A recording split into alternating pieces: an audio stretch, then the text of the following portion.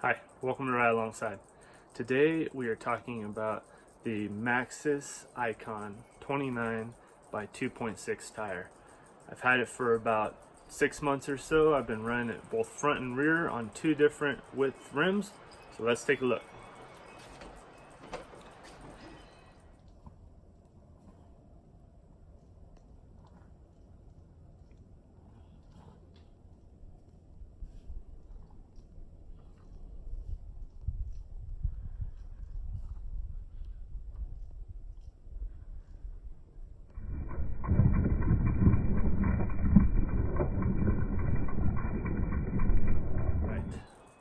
Maxxis Ikon 29 by 2.6.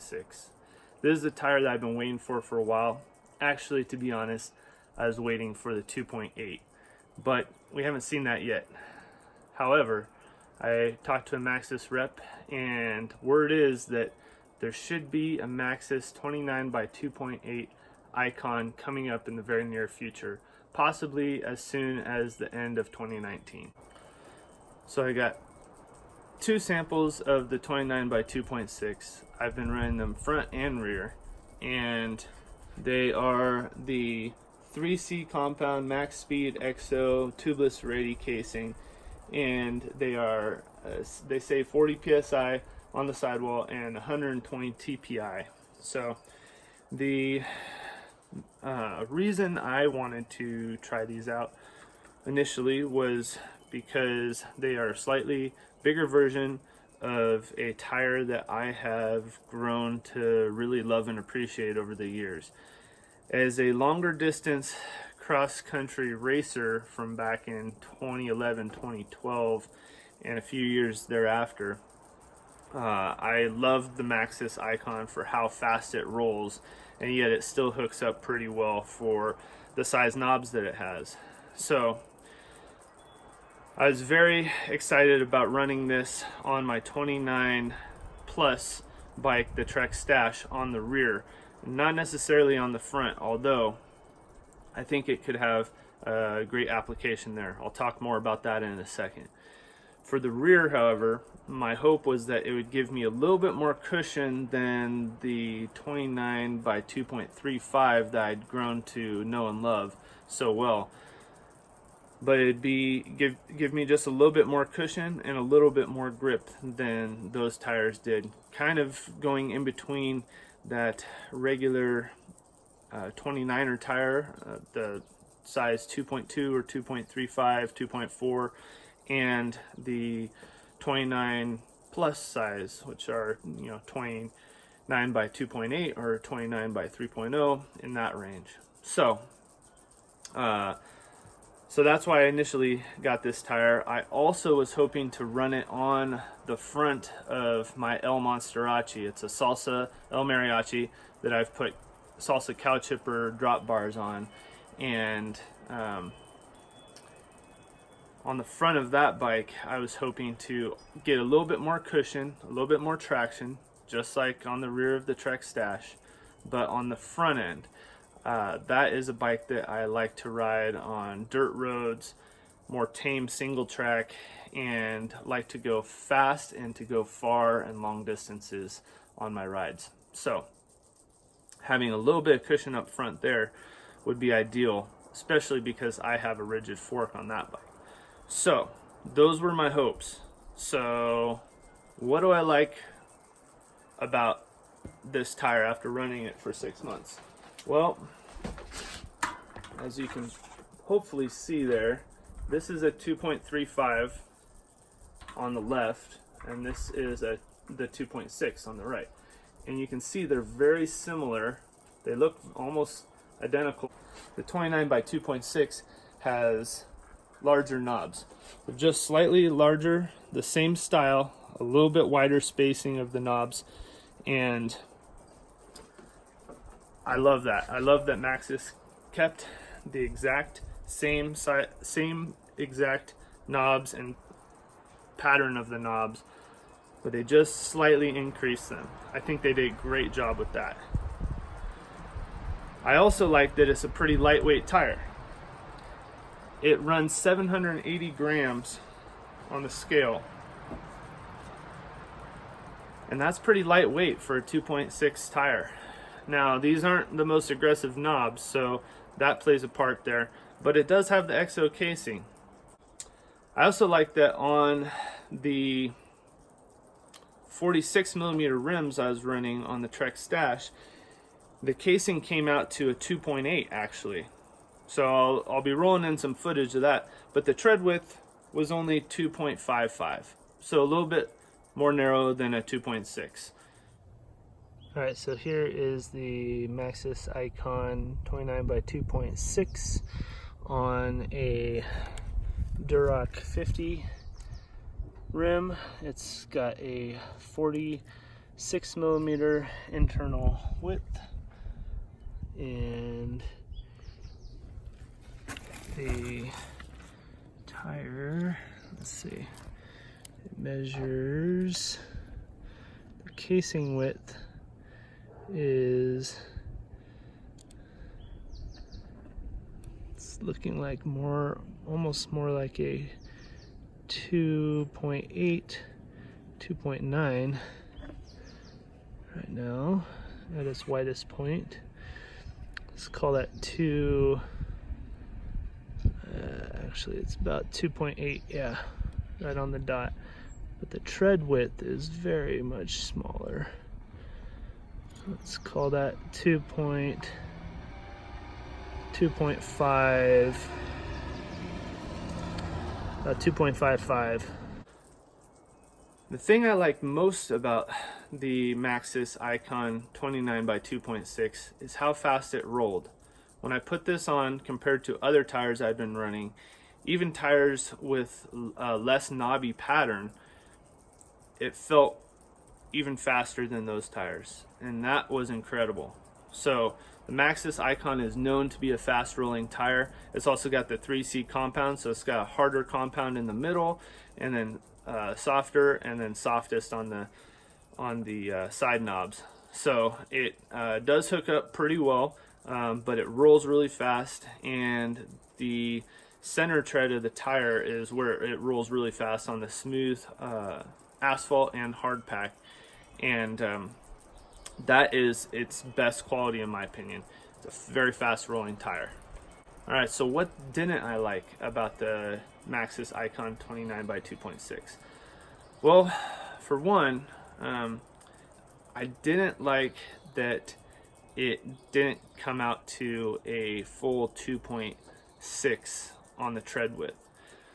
I think Maxxis could have done a better job at that on both rims, both the 46mm wide rim, which is definitely pushing the edge of how wide of a rim you could run with the 29 by 2.6. I actually wouldn't recommend that. I'd recommend around a 40, 35 or 40 would probably be ideal for this tire. But I ran it on a 30mm inner width rim and a 46mm inner width rim.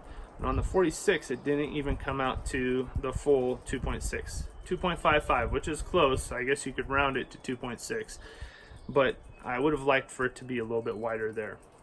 On the 30mm rim, it only came out to 2.54 on the casing. Remember, it's 2.8 on the 46mm rim, and it only came out to 2.51 on the tread width. And I had that confirmed with another guy online who was running these on 30mm wide rims as well. This one is a Velocity Blunt 35, and it is also the Maxxis Ikon 29 by 2.6, of course. And let's see what we have here for tread width. It's a little bit narrower. Let's see. That would be 2.51. And then for the casing width, it's definitely not going to be as wide as the Duroc 50. Let's see. So there we got 2.545, something like that. So only 2.51. So it's really a 2.5 on a 30mm wide rim, and only 2.55 on a really wide rim, wider than I'd recommend. So that is what I really don't like about it. Also, The exo casing got, when I had a rim strike, I punctured it twice. One on the bead of the tire where it meets the rim, and one up a little bit higher. And that was unfortunate. I wasn't expecting that with the exo casing, but it is actually a very supple tire. I've got it aired quite a bit down here, but you can see that it's very supple. It's not very stiff at all. So that probably works really well for most applications of this tire. I wouldn't recommend this tire for really rocky terrain. I'd recommend it for smoother terrain for sure. That is where it really excels. But I need a tire on the rear of my Trek Stash that is a little bit wider than this and a little bit more durable with a little bit bigger knobs. I love that it rolls fast, but it's not as durable. It's a lightweight tire that rolls fast on smooth terrain. So it does hook up pretty well until you get into a little bit bigger rock sizes, but on hard pack or even loose over hard pack with just real small grains of like decomposed granite, this tire is awesome. I highly recommend it for that application. And that gets into would I recommend this tire? Absolutely, if your intended application is ideal for this. And what is that? What is the best rider for the Maxxis Ikon 29 by 2.6? Well, on the front of the El Monsterace, this is an amazing tire. It gives me just a little bit more cushion while giving me a very fast rolling tire on smooth terrain, which is normally where I bring that bike. Also, if you have a cross-country race bike that you want just a little bit more traction up front, a little bit bigger footprint, and you want to be able to run a little bit lower pressures up front, say you run a rigid fork, maybe you're a single speeder like me, and you want just a little bit of cushion there, this tire is great for that. You don't take that much of a weight penalty. At only 780 grams for 2.6, can't beat that.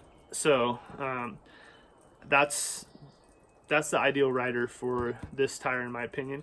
There's one other application that I think is really useful for this, and that's if you plan on riding in soft conditions like some sand, like going through washes or riding up washes.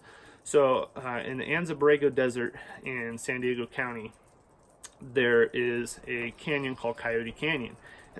And I ran a 2.4 up front on a 30 millimeter wide velocity blunt rim like this, and aired it down to 10 psi to get traction through the sand, to actually just be able to turn my front wheel and stuff like that over the sand. Now that barely worked, but it didn't work very well. The 29 by 2.6 would give you that versatility where you could air it down in a soft terrain application like that, and you would be able to float a little bit better than you would on a 29 by 2.35 or 29 by 2.4 or even a 29 by 2.5, although this is close. But what it's really great for is riders who want that versatility. So if you are riding hard pack and asphalt and going on long bike packing trips where you've got mixed terrain and stuff like that, but you might come up against sand, what's coming to mind for me is the Stagecoach 400 race in San Diego County. That one does go through that Coyote Canyon, and it goes on a lot of road, and you need a fast tire, but one that has volume would be real helpful in those sandy situations. So I'd highly recommend this for an application like that. If you want a lot of versatility, you're not looking for a tire that's real meaty, that's going to give you ultimate traction in the rocky terrains or terrain with a lot of roots, and that's going to knock you around a whole bunch, this tire is great for that. So it's kind of more of a cross-country tire with a little bit extra volume. That's how you got to think about the Maxxis Ikon 29 by 2.6. If you have any questions, leave them in the comments below. I'm Nick from Ride Alongside. Thanks so much for watching, and I'll have more content for you real soon.